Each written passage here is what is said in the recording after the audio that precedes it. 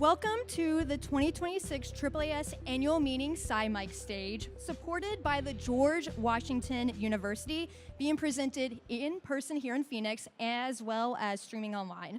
I am your host, Jessica Hubbard, and I am here in our final interview of the night with Raj Pandya, Fulton Presidential Professor of Practice. Thank you for joining me at the SciMike stage. Thanks for having me. Nice to meet you. So I have said this again and again, but I'm going to start with an easy question. Tell me a little bit about what you do. So I'm really interested in community science, groups of people, sometimes including scientists, working together to figure out how they want to use and do science to solve problems or advance priorities in their community and around the world. Very on theme with the meeting, right? So you have a workshop tomorrow and a panel on Saturday, correct? Yeah. Can you give listeners here a preview of both of those events? Sure. The workshop tomorrow is with Darshan and Katie and Taylor, and it's really meant to be kind of a space for people to explore different strategies they can use to engage with community groups. So if you're a scientist, an engineer, someone with a technical background, and you want to know how you can connect with a community group and use your science to support that community group and what they do, this is a chance to explore some different strategies.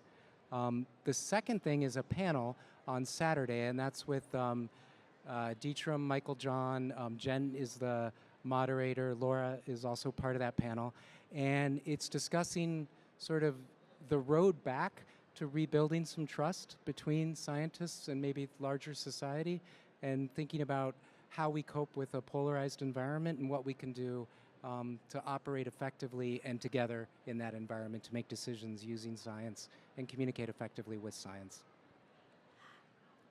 For your line of work, and we were discussing a little bit before the interview, me and you kind of have a similar track of how we got to where we were. Can you talk a little bit about how you got to where you are now? Yeah, That's a big sure. question. It is. So I don't know how far back you want me to go. I was born in a, no. Probably around the time I was an undergraduate, I was doing research on the distribution of galaxies in the sky, and I loved it. It was amazing, but I also felt like I wanted to do something that was a little more connected to Earth and the place I lived and had a little bit more immediate impact. And so one of the graduate students in the lab I was working in, I was an undergrad, said, there's this thing called atmospheric science where you can use your physics to solve things related to climate, weather, and I thought that sounded cool. And I really enjoyed being in atmospheric science, and graduated, and I remember being on an airplane and hearing about this big hurricane that was going to hit New Orleans called Katrina, and at the time it was a well-forecast storm. We got the track essentially right. If anything, we slightly overestimated the magnitude. But in spite of the sort of the skill with which we predicted it and the science with which we did, it was a devastating event for so many people, and it revealed and exacerbated existing inequities. And it got me thinking about, is it enough to do great science, or do we have a responsibility to try to connect that science to people's lives and people's experiences? And when I learned more about Katrina, one of the things I found out is that people decided to evacuate not based on scientific advice, but based on relationships they had with people they trusted. And so it got me thinking about, how do we build those relationships into the way we do science? And that got me thinking about, how about instead of telling people about the great science we do, we ask people about the things they're interested in, and then find ways to support that with our science. That is a great anecdote, and as someone who also studied atmospheric science, I think it was, for me, it was also an event that got me, into the line of work. But we went into a communication approach, right? And so, and talking about all that work, maybe excites isn't the right word, but what motivates you to do what you do? A couple of things. One is that it's just fun. Yes. Like, I just really like hanging out with people. I think one of the things about being a scientist, one of the things that a lot of people have, not just scientists, is this kind of curiosity. And doing science with communities is a way to satisfy your curiosity about science, but also satisfy your curiosity about people. and what drives them, what motivates them, what do they care about, and so there's always multiple dimensions of learning when you do this work, and I find it rich and engaging. I think the other thing that drives me, and maybe especially right now, is I think it's a way of broadening the portfolios of ways we do science. And in a moment where we're struggling with the fact that so many people don't feel like science is connected to them, and some people even feel hostile towards science, it's maybe a way of trying to reset that relationship. And I think, this will be familiar to you too, right? Like after a hurricane, you can build back the same thing, or you can build back something different that's stronger and more resilient. I think approaches that involve people in doing science with scientists across kind of a science community barrier are a way of building back something that's more resilient. And being able to see those changes take effect and make lives better, Yeah. like, is super rewarding. So with all of that, what would you say, because we have a lot of students here attending the conference, what would you say to someone aspiring to do something similar? And I know, again, we both had kind of trajectories that went one way and then kind of changed a little bit. Yeah. So it's not a simple answer, right? But what would be your advice to students? So I think I would have two pieces of advice. One is, you can do community engaged work in any field of science, right? And so that's a skill you can cultivate alongside whatever you're already doing. And it doesn't have to be huge. There can be baby steps. It's okay to try it out. And the second thing is, for me, I think the most important skill in community science is being able to listen with empathy and with curiosity. And that's a skill you can cultivate. You can learn how to listen well. And I think it's a skill that'll serve you well, no matter what path you take. If I can ask, what helped you hone in that skill, if that's the right phrase? Yeah, what a great question. I feel like I could ask you that question, though. Yeah. I think some of it is suspending judgment, right? Really just being willing to hear what the person in front of you is saying. Another part is a kind of empathy. Like, what does the world look like to them? And maybe that takes us back to this point of curiosity. Like, really wondering what it is like to be in someone else's shoes, to see things from a different point of view.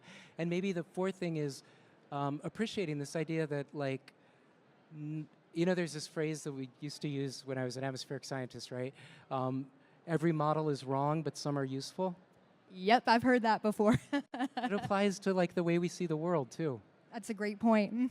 So, yeah, and I would say, as someone who studied atmospheric science, wanting people to take action and finding ways to reach people, disregarding everything else is, trying to motivate that is, the ultimate goal, right? And so I think it takes empathy to be able to do that, and finding ways to do that is super important for that line of work and all the other fields of science where you can have that community engagement, which can be most of them, right? So can I ask you a question? Yes. How did you land on this stage? How did I land on this stage? So as someone who did study atmospheric science, I really wanted to find ways to connect science with people. And so even though I love weather, I wanted to pivot to do more science communication in general. And it's very rewarding to see people connect science with people, to see that excitement. And so that's why I'm so excited to be able to interview people from all different fields. And so this, being in this seat right here has been motivated by so many choices along the way, if that's not a vague way to put it. So what advice would you have for somebody? What advice would I have for an aspiring student who wants to do science communication? I feel like fostering that curiosity. I feel like that word has come up time and time again, even in just these few interviews that we've done tonight. Just really following that love that you have for science and really allowing it to motivate you to make changes. I know that's maybe a vague way to put it. I don't think it's a great answer. Thank you. Thank you. So we can pivot to the end of the interview now, where I've been asking everyone, what are you reading right now? So I'm actually reading two books.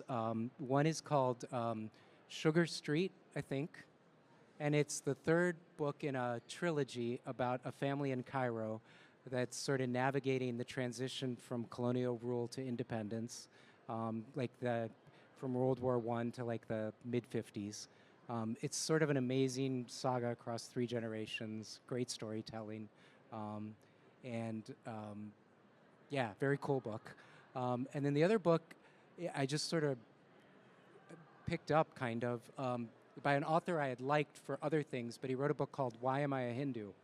And he talks about sort of how he understands Hinduism. And what I sort of really liked about that book is he describes Hinduism as sort of a religion without a canon, right? And so there's this inherent plurality in Hinduism, and the idea is like all of us are just sort of this thing we sometimes call God or something like God, and there's lots of names for it, is inherently unknowable by humans.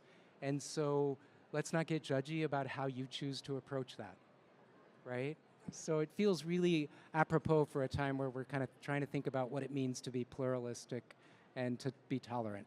Right, exactly. This is what I'm calling my final question. Okay. But are there any final thoughts that you would like to leave listeners before the rest of the annual meeting? Yeah, maybe I'd loop back to that idea that like we have a little bit of healing to do in the way we think about each other, in the way we think about science, in the way we think about how we work together. And I really sort of love this idea that science could be a way that we start to come together and figure out how we want to work together to build a world that works for lots of people and lots of plants and lots of animals. And so sort of holding on to that vision or that idea, that hope, even in a time that's hard, I think is really important. I agree with that. This is our final interview of the night here on the Mic stage. Thank you so much for joining me here. I would like to leave listeners here in person. If you are playing the bingo game in the AAAS meeting app, the QR code is up front to your left, so I wanted to give a shout out to that. Oh, nope, it got moved since earlier. So it is to actually my left, your right. That is all we have, though. So thank you for listening, and I will see you all bright and early tomorrow at 9:30 a.m. with the interviews for Friday. Thank you.